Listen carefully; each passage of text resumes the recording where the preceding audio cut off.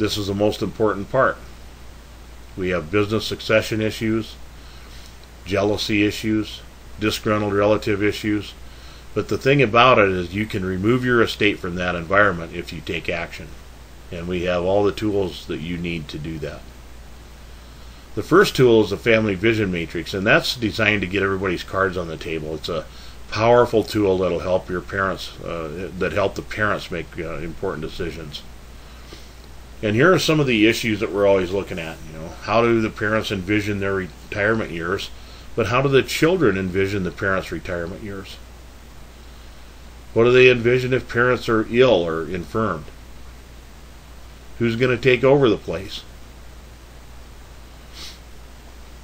So here's how the Family Vision Matrix works.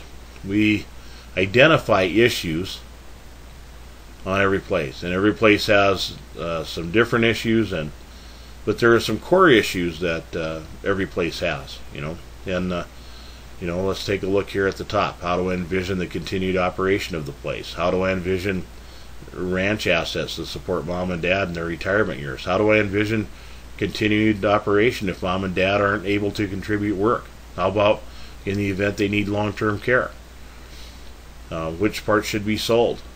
So what we do is we send one of these forms out, and first we identify the issues. Usually there's 15 to 20 issues, but we've had even bigger ones than that. And we'll send those out to all the family members, sons, daughters, sons-in-laws, daughters-in-law. If we have older grandchildren who are going to be involved, we want to know what they're thinking too.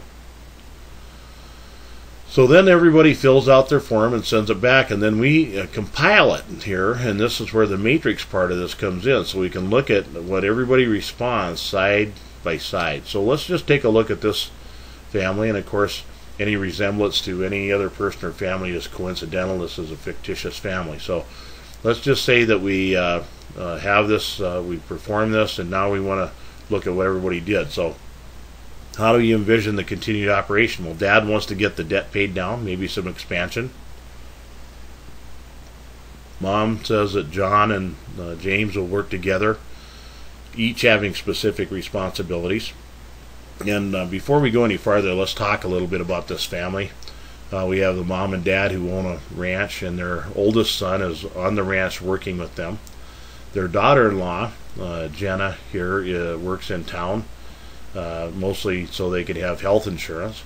And then their youngest son, Will, is kind of a prodigal ski bum, surfer guy, travels, goes to school a lot, doesn't live out on the place and rarely comes out there. And you'll see some fractures there with Will in the middle of them. So the oldest son says, yeah, he wants to get the debt paid down just like Dad, but he says we need to work on some sort of formal change of ownership. And this is a big red flag because he's worked out there year after year after year with only the promise from Dad, the verbal promise that he's going to end up inheriting that place someday, but there's no paper to back it up. And I will tell you right now that you can make as many promises as you want, but a promise is not a promise until it's written down, signed, and notarized. Then it is a promise. Anything short of that is not. And this is one of the biggest problems we see in ag operations today, where one son stayed behind or a daughter stayed behind, or even two kids. Then they are supposed to be getting the place, but the rest of the kids somehow end up with big shares after the parents are gone. So this is an issue that you need to, if you're the in-charge generation, you need to understand and take steps. Otherwise, you might not have that person around. Daughter-in-law, she says that Dad and John will work together, but eventually, my husband's going to take over. Will says, well, we're going to operate as normal, but after Dad and Mom are gone, we're going to split it in half for each of us boys. So you can see that the two sons have totally different ideas here. Okay, how do they envision the use of ranch assets to support Mom and Dad? Well, Dad says, we'll do some traveling, but I don't want to jeopardize profits. So he's hooking his retirement now to how profitable the ranch is. And if you look at people who have a real structured retirement plan, this is not how it works. You need to have the money or the assets put aside to do that. Mom says that, well, James is going to have to purchase some shares from us so we can have a retirement. Well, James is looking at this going, hey, that is not what we talked about. I'm out here working side by side. I'm helping produce a living. I'm helping make this place grow, working like a slave out here. And our understanding was that I was going to inherit the shares and be gifted shares, but not have to buy them. So there's a disagreement there. The son says, well, the ranch income should give mom and dad some support if the ranch is profitable, but we should not sell assets to support their retirement. So he's thinking down the road about his inheritance, not necessarily his parents' comfortable retirement. So we've got some issues there on retirement and some education to do on what retirement really should be. The daughter-in-law says, well, at this time the ranch pays all their expenses anyway, so it shouldn't be a big change, but support should be given with some sort of allotment. And basically what she's saying here, and what her mother-in-law is saying especially, is that that daughter-in-law wants to put her on a budget, and that's not going to work. What's Will say? Well, the ranch should support them, but I hope they don't sell assets. I want to inherit.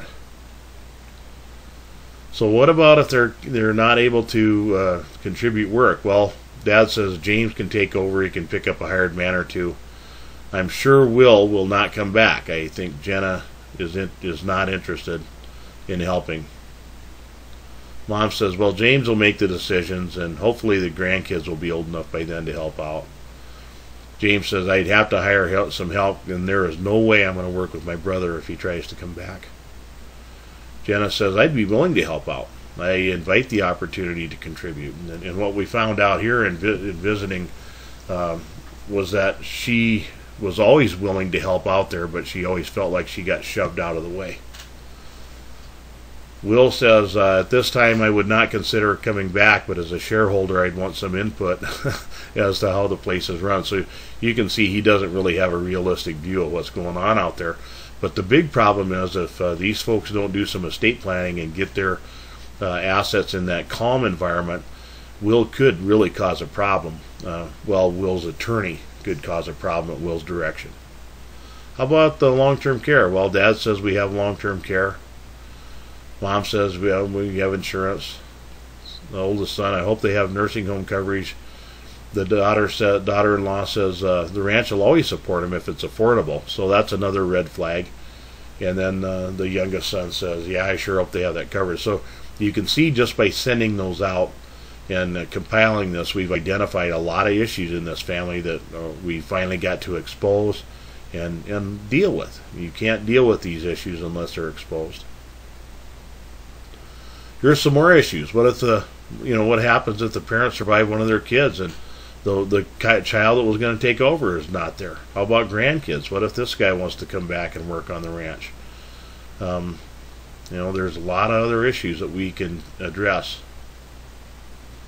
The whole point is to uncover where the agreement is and where there's not agreement, and who is in agreement and who's not, and who's being reasonable and who's not.